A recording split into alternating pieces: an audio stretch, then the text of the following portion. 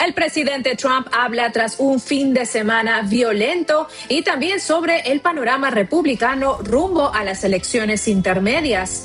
El zar de la frontera anuncia un programa de autodeportación para inmigrantes ilegales durante las festividades. Y en Capitol Hill, los republicanos de la Cámara buscan reemplazar el Obamacare mientras el reloj corre para millones de asegurados. El ex fiscal especial Jack Smith comparece ante el Congreso. Su testimonio sería clave para entender una investigación secreta de 2022 llamada Arctic Frost, que involucró citaciones confidenciales y el acceso a registros telefónicos de republicanos de alto nivel. ¿Hasta dónde llegó el Departamento de Justicia de Biden en sus esfuerzos por enjuiciar a Trump? Soy Pachi Valencia y le doy todos los detalles en Desde el Capitolio.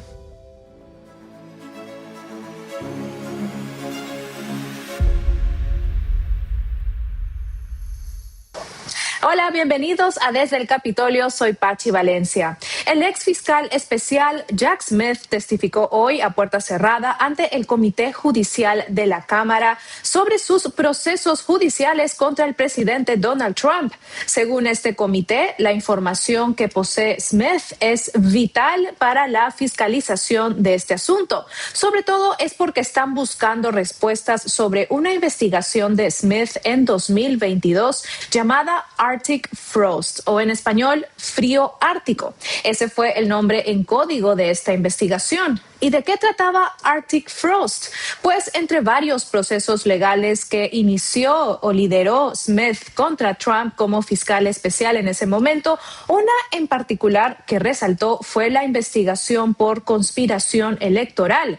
Allí el Departamento de Justicia y el FBI, bajo el liderazgo de Biden, buscó información sensible y privada sobre el presidente Trump, sobre sus asesores cercanos, sobre congresistas republicanos y otras organizaciones conservadoras, llegando incluso a obtener registros telefónicos.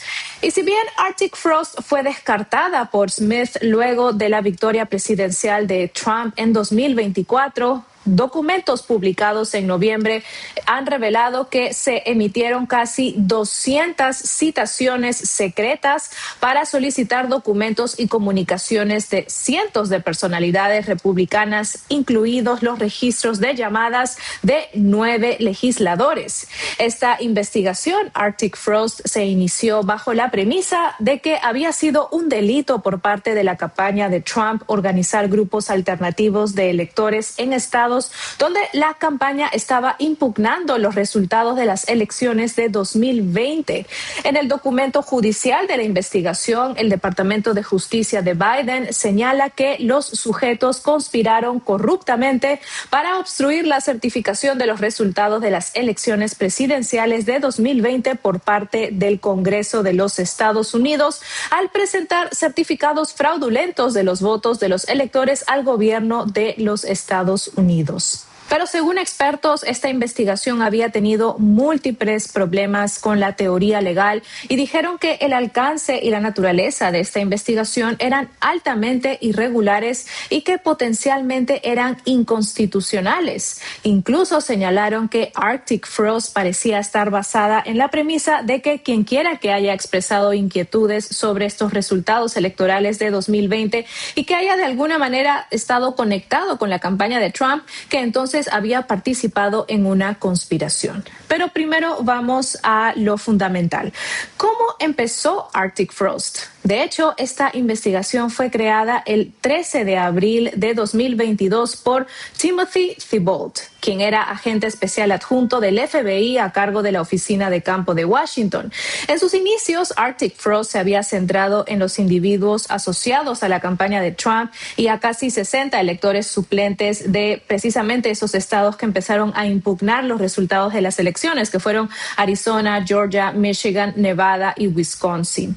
Ya para el 4 de mayo de 2022, el FBI había obtenido los teléfonos gubernamentales tanto de Trump como como del vicepresidente Mike Pence. Hasta ese momento, ninguno de los dos aún era un objetivo oficial de la investigación, pero poco después, tanto Trump como otras personas fueron agregados como objetivos. Y ya para el 18 de noviembre de 2022, el caso fue asumido por Jack Smith, quien lo amplió aún más, porque más de 400 organizaciones y personalidades republicanas fueron objeto de casi 200 citaciones secretas en las que se les solicitaban documentos, registros financieros y comunicaciones de varios años atrás. Entre estos individuos incluidos en la investigación estaba el ex jefe de gabinete de Trump, Mark Meadows, su subjefe de gabinete, Dan Scavino, el ex alcalde de la ciudad de Nueva York, Rudy Giuliani, y el ex funcionario del Departamento de Justicia, Jeff Clark.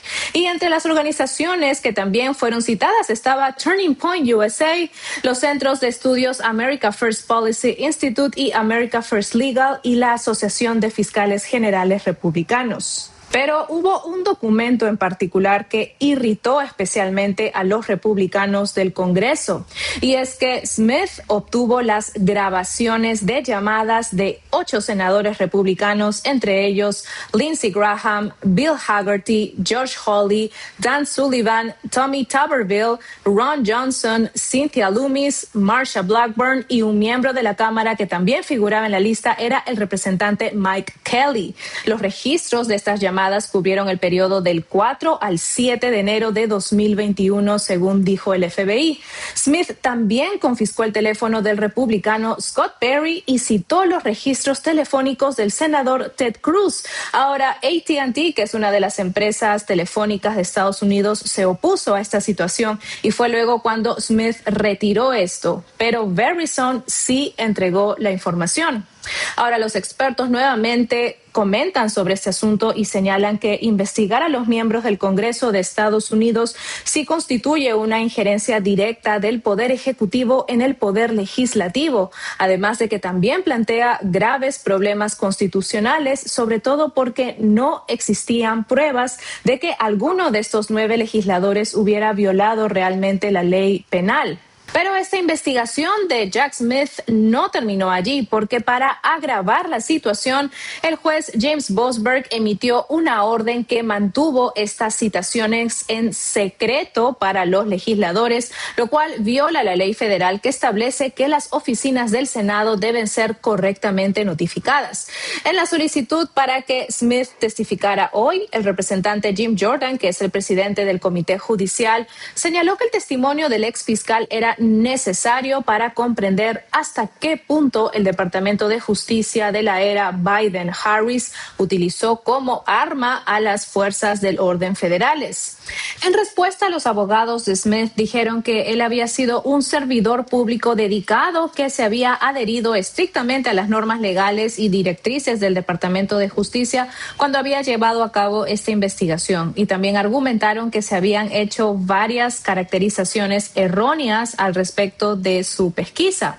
De hecho, la defensa también dijo que Smith estaba incluso dispuesto a testificar hoy en una audiencia pública y que estaba preparado para responder todas las preguntas de esta investigación y del procesamiento como fiscal especial, pero que exigía garantías del Departamento de Justicia de que no iba a ser castigado por hacerlo. Jordan, por su parte, ha acusado a Smith de actuar de manera políticamente sesgada contra Trump, mientras que los republicanos han argumentado que la investigación Arctic Frost equivalió a un escándalo casi comparable al de Watergate. El director del FBI, Kash Patel, dijo en octubre que tras esta revelación del monitoreo infundado de miembros del Congreso por parte del FBI de Joe Biden, la agencia ya había despedido a empleados e incluso eliminó al escuadrón de corrupción pública del FBI. Ahora, otro de los casos legales que fueron liderados por Smith contra Trump fue el de los documentos clasificados en Mar-a-Lago. Ayer publicamos, de hecho, un episodio especial sobre estas nuevas revelaciones de la pesquisa, por si quiere verlo después. Entonces, además del caso de las elecciones de 2020, Smith también fue encargado de investigar a Trump por este presunto mal manejo de los documentos clasificados luego de que el FBI había allanado la residencia influencia del presidente en Mar-a-Lago a mediados de 2022. Trump se ha declarado inocente en ambos casos y dijo que esas investigaciones eran parte de un esfuerzo para evitar que fuera reelegido en 2024. Por su parte, Smith ha negado estas afirmaciones de que su investigación tuviera como objetivo influir en estas elecciones presidenciales y afirmó que la decisión que tuvo de retirar los cargos contra Trump realmente no indicaba la inocencia del presidente. El exfiscal Smith dejó el Departamento de Justicia a inicios de este año de 2025, antes de que Trump asumiera el cargo para su segundo mandato, y publicó también un informe final indicando que él había retirado los cargos contra Trump debido a las antiguas reglas del Departamento de Justicia que prohibían el procesamiento de presidentes en funciones.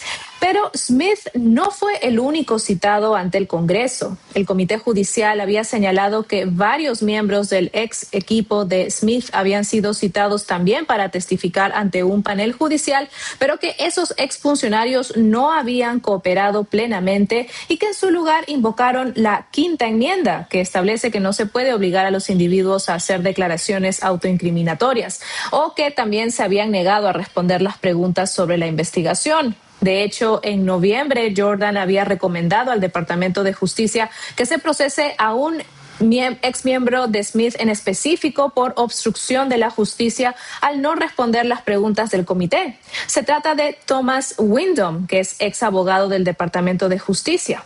Jordan señaló que Windom, como exfuncionario de alto rango de Smith, tenía un conocimiento único y de primera mano sobre la investigación contra Trump.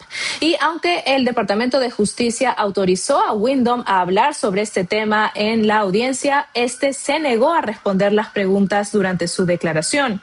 En una carta de Jordan a la fiscal general Pam Bondi en noviembre, el legislador dijo que el Congreso no podía ejercer su función de supervisión si los testigos que comparecen ante los comités se negaban corruptamente a proporcionar información que la ley les exigía. El argumento de Windom fue que él no podía responder ante las preguntas del panel porque el Departamento de Justicia no lo había autorizado para testificar sobre este tema. Pero ahora la pregunta es, ¿qué vendrá en los próximos meses sobre esta investigación del Comité Judicial? Pues en recientes entrevistas el presidente Trump ha dicho repetidamente que en los próximos meses van a haber nuevas revelaciones sobre todas estas irregularidades en torno a las elecciones de 2020. El mandatario incluso ha dicho que la evidencia que tienen es abundante y que estará disponible para publicar. Recordemos que estas elecciones de 2020, además de haberse realizado bajo las restricciones de la pandemia, estuvieron también marcadas por acusaciones de fraude y otras irregularidades. La campaña de Trump intentó llevar estas acusaciones a los tribunales, pero no logró revertir los resultados en ningún estado, ya que muchas de las demandas fueron desestimadas por cuestiones de procedimiento. Pero luego que Trump llegó para su segundo mandato, en marzo específicamente, Trump emitió una orden ejecutiva para garantizar que ahora los estados verifiquen adecuadamente la elegibilidad para votar, incluida la ciudadanía. También encargó al Departamento de Justicia que recopile información sobre fraude electoral en los estados y que centre las investigaciones en quienes se nieguen a cooperar. Y desde mayo, de hecho, el Departamento de Justicia ya ha estado enviando cartas a los estados solicitando todos estos datos de registro de votantes para inspeccionar los padrones electorales. Y hasta el momento, el departamento ha demandado a al menos 18 estados que se han negado a proporcionar estos datos. Y aunque la citación de Smith hoy miércoles fue a puerta cerrada, algunos medios ya han venido reportando que el ex fiscal especial reafirmó en esta testificación que su equipo de investigadores obtuvo pruebas más allá de toda duda razonable de que el presidente Trump sí había conspirado para manipular los resultados del 2020. Por ahora nos queda seguir pendientes para traerle las últimas actualizaciones sobre esta investigación. Y empezamos con las noticias más importantes de hoy, lunes 15 de diciembre. El presidente Donald Trump ha respondido tras un un fin de semana de violencia en Estados Unidos y en el mundo. Durante una recepción navideña en la Casa Blanca, el mandatario habló sobre los tiroteos en la Universidad de Brown, el tiroteo contra una comunidad judía en Bondi Beach, en Australia, y el ataque de ISIS en Siria. Escuchemos. Y quiero rendir homenaje a las personas, desafortunadamente a las 2 personas que ya no están con nosotros. La Universidad de Brown, 9 heridos y 2 que nos observan desde el cielo. También en Australia, como saben, hubo un terrible atentado, 11 muertos, 29 heridos graves, y ese fue un ataque antisemita, obviamente. Así que quiero rendir homenaje a todos. Y debo decir que en Siria también sufrimos un atentado y tuvimos a 3 grandes patriotas que fueron asesinados por personas malvadas y no por el gobierno sirio. Ese fue ISIS. El gobierno sirio luchó a nuestro lado. El nuevo presidente luchó a nuestro lado. Pero quiero rendir homenaje a las familias. Les aseguro que en Siria los responsables sufrirán mucho daño. Ya atraparon a la persona, pero el daño será grave. Y a la otra persona de la Universidad Brown, supuestamente lo llaman persona de interés, así que lo mantendré así para no meternos en problemas. Pero hay una persona de interés en Brown. Y en Australia probablemente leyeron que hubo una persona muy valiente, de hecho, que atacó frontalmente a uno de los tiradores y salvó a muchas vidas. En el ataque en Siria, el Pentágono confirmó que 2 soldados estadounidenses y un intérprete civil murieron, mientras otros 3 resultaron heridos en una emboscada perpetrada por un hombre armado de ISIS. Las fuerzas estadounidenses estaban allí para ayudar con la participación de líderes clave en el apoyo a las operaciones en curso contra ISIS y el terrorismo. Y en Rhode Island, sede de la Universidad de Brown, las autoridades siguen buscando al autor del tiroteo que dejó 2 estudiantes muertos y 9 heridos el sábado. A pesar de que se detuvo a una persona de interés el domingo por la noche, luego anunciaron que se liberó a la persona porque no tenía fundamento legal para seguir reteniéndolo. Por su parte, la Universidad de Brown pospuso todas las clases y exámenes finales del semestre a la luz de este tiroteo. Según la CNN, en lo que va del año se han producido al menos 75 tiroteos en instituciones académicas en Estados Unidos, mientras que en Australia al menos 15 personas murieron durante una celebración de Hanukkah en Bondi Beach, Sydney. 2 hombres armados abrieron fuego alrededor de esta actividad religiosa organizada por la sinagoga Beth Joseph cerca de las 7 de la noche. Este tiroteo es considerado el más mortífero en Australia en casi 3 décadas, tomando en cuenta que el país tiene leyes estrictas contra el control de armas.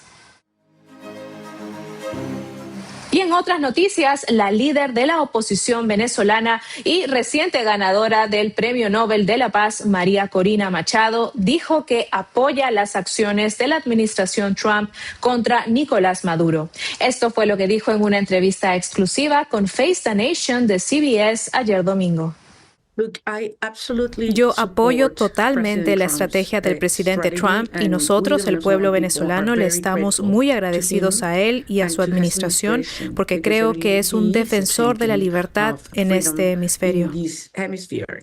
Machado también dedicó su Nobel al presidente Trump porque dijo que él puso a Venezuela donde debía estar.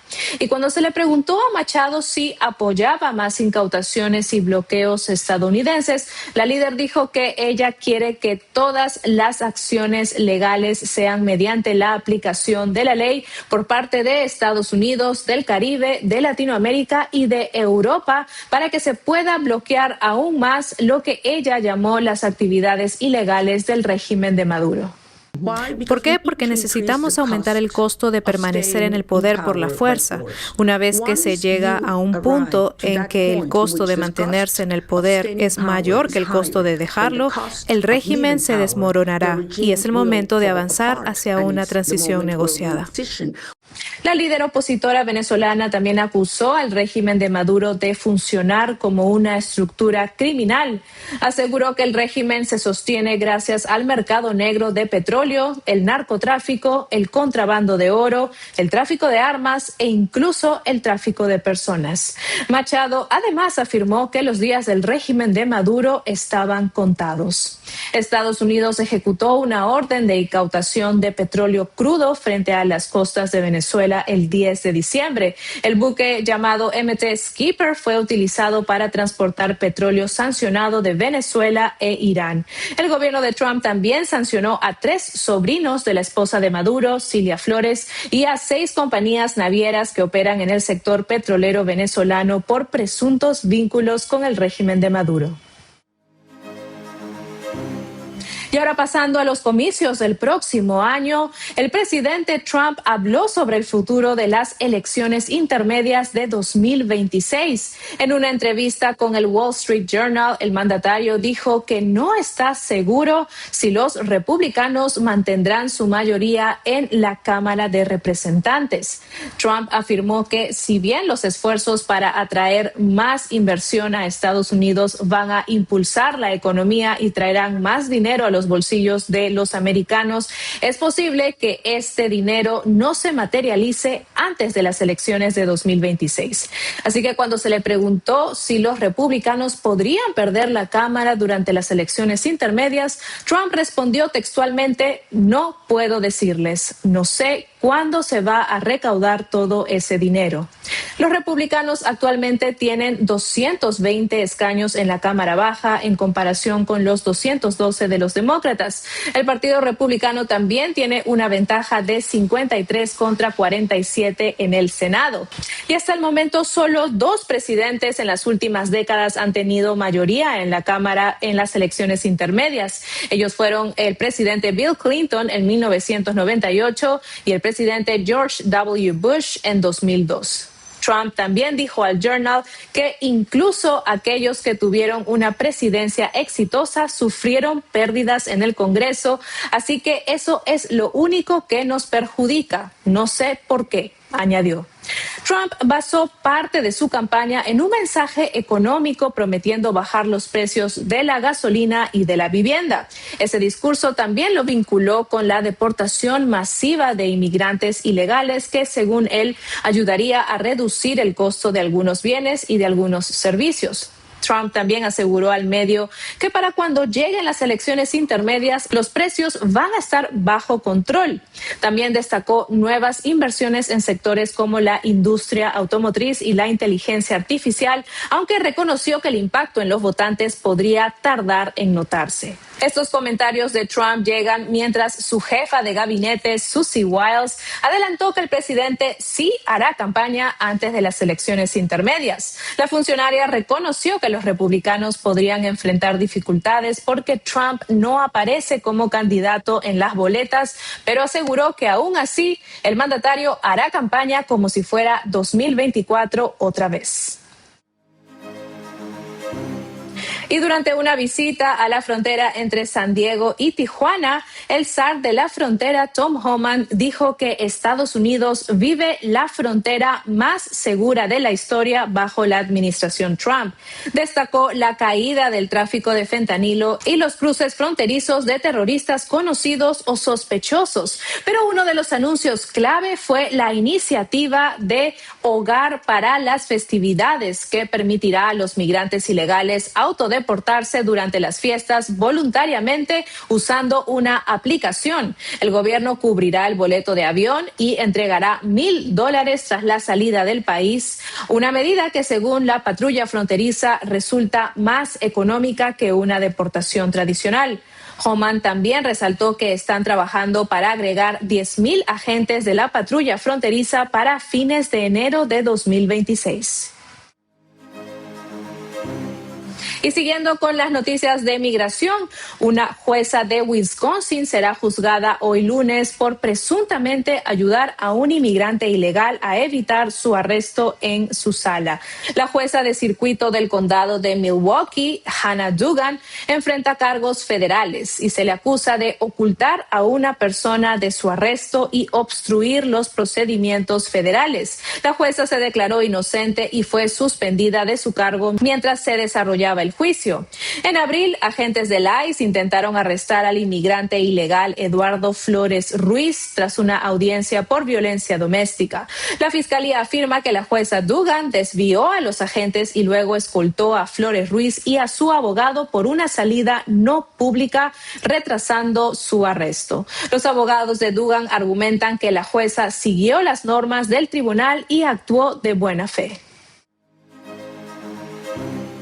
Y ahora pasamos al Capitolio porque la cobertura médica estuvo en el centro del debate desde la semana pasada. Los senadores han votado sobre propuestas opuestas a las de los demócratas y la de los republicanos. Ahora los legisladores están a contrarreloj para encontrar una solución a los subsidios del Obamacare que expirarán en menos de 3 semanas.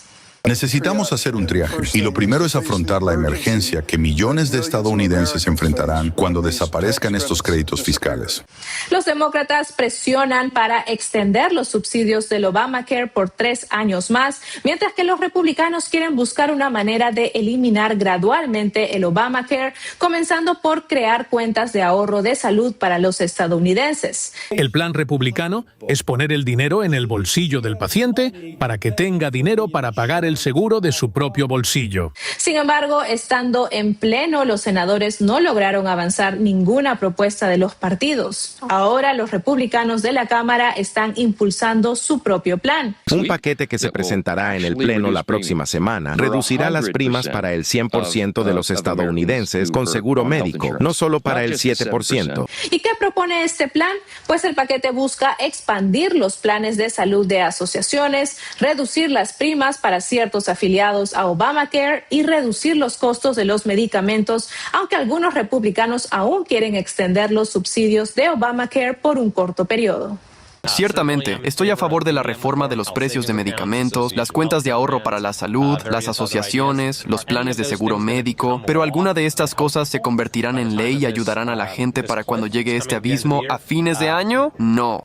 Gracias por acompañarnos en este episodio de hoy lunes 15 de diciembre. Recuerde seguirnos en todas nuestras redes sociales en Desde el Capitolio, darle me gusta a este video, dejar sus comentarios debajo y también compartir este episodio con todas su familia y amigos. Y si aún no se ha suscrito a este canal, hágalo ahora y no olvide activar las notificaciones también para poder estar informado sobre todos los materiales que estamos sacando en este canal y que le preocupa a la comunidad hispana. Y recuerde también activar las notificaciones para estar siempre informado sobre todo lo que está sucediendo en Washington, D.C. y cómo esto afecta a nuestra comunidad hispana.